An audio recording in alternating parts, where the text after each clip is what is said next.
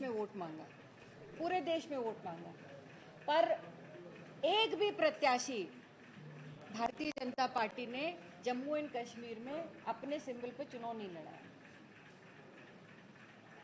क्या भारतीय जनता पार्टी इस बात से संतुष्ट नहीं थी? 370 के इस बात से कॉन्फिडेंस नहीं था उन्हें कि अगर इतना कॉन्फिडेंस था जिस इशू पे आप पूरे देश में वोट मांग रहे हैं, आपने उसी प्रदेश में एक भी प्रत्याशी भाजपा का नहीं उतारा। तो ये स्पष्ट बात है कि 370 भारतीय जनता पार्टी का कहीं भी धरातल पर कश्मीर के लोगों के बीच में वो अभी तक उसकी वास्तविकता नहीं हुई है, एक्सेप्टेबिलिटी नहीं हुई। इसी वजह से भारतीय जनता पार्टी ने वहां पर एक भी प्रत्याशी अपने सिंबल पर नहीं लड़ा। सर, बीजेपी के कुछ लोग ऐसे कह रहे हैं कि ये साजिश का पूरा खेल है और बीजेपी को बदनाम करने के लिए कोई घटना कराई गई। देखिए, भारतीय जनता पार्टी अपनी कमियों को दूसरे के ऊपर थोपने में बहुत माहिर है। ये पूरी तरीके से, जैसा अभी हमारे नेता विधानमंडल ने कहा कि 370 हटने के बाद आपने कहा था कि सब चीज़ खत्म हो गया, आतंकवाद खत्म हो गया।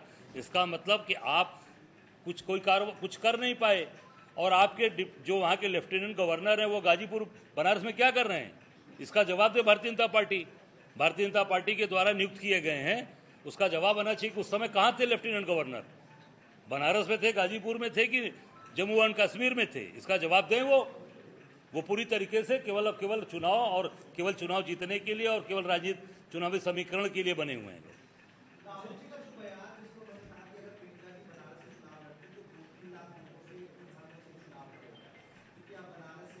निश्चित तौर से हम लोगों ने बहुत पहले ही आदरणीय प्रियंका जी से आग्रह किया था और उसे निवेदन किया था कि आप आइए बनारस, हम सब लोग एक मजबूत आपको एक अपनी बहन और एक भाई की तरह मिलकर चुनाव यहाँ लड़ेंगे और निश्चित तौर से मोदी को हराएंगे। पर मैं समझता हूँ कि उनको पूरे देश के अंदर काम करना, पूरे देश के अंदर उनको प्रचार करना, पार्टी की तरफ से जो निर्देश उनको मिला होगा उसका उन्होंने पालन किया।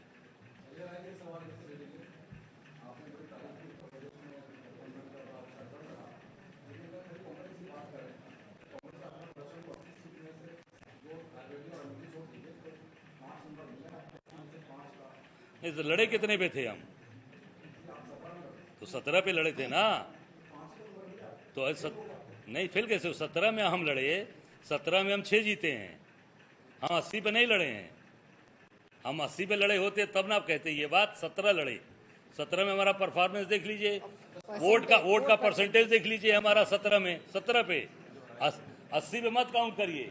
और जो हमें सीटें हराई गई, अब सदल प्रसाद जी को जबरदस्ती हरवाया, जबरदस्ती सरकार ने हरवाया है सदल प्रसाद जी को। बांसगांव हमारी देवरिया की सीट जबरदस्ती हराई गई, महाराजगंज की सीट जबरदस्ती हराई गई और अमरोहा की सीट जबरदस्ती हराई गई।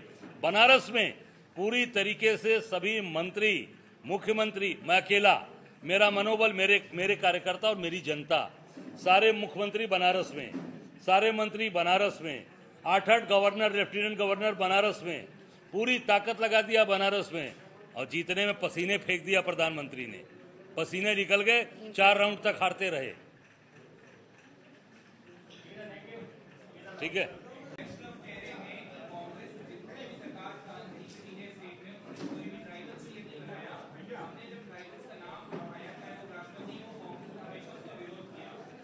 देखो ऐसा है, ये भारतीय जनता पार्टी के लोग जिनको बनाए हैं पहले उनसे तो काम ले नहीं पा रहे हैं।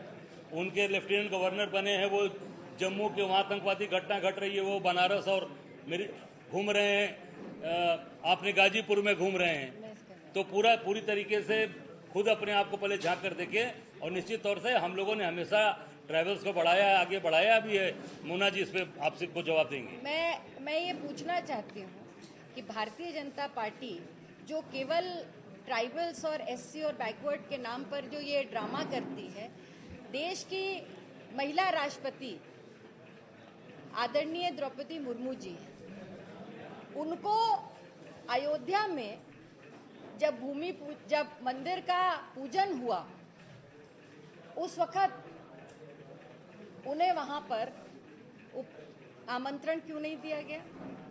क्या ये एक इसलिए कि वो एक जनजाति की महिला थी, केवल इसलिए? आदिवासी महिला थी इसलिए? तो ये भारतीय जनता पार्टी ये ड्रामा करना बंद कर दे और जाति के नाम पे, धर्म के नाम की राजनीति अब उनकी फेल हो चुकी है। ये और दूसरी राज्य छोड़ दीजिए, उत्तर प्रदेश ने इसको पूरे सिरे से नकार दिया। अब काम करिए, काम, महंगाई बेरोजगारी पर बात करिए, महंगाई पर, बेरोजगारी पर।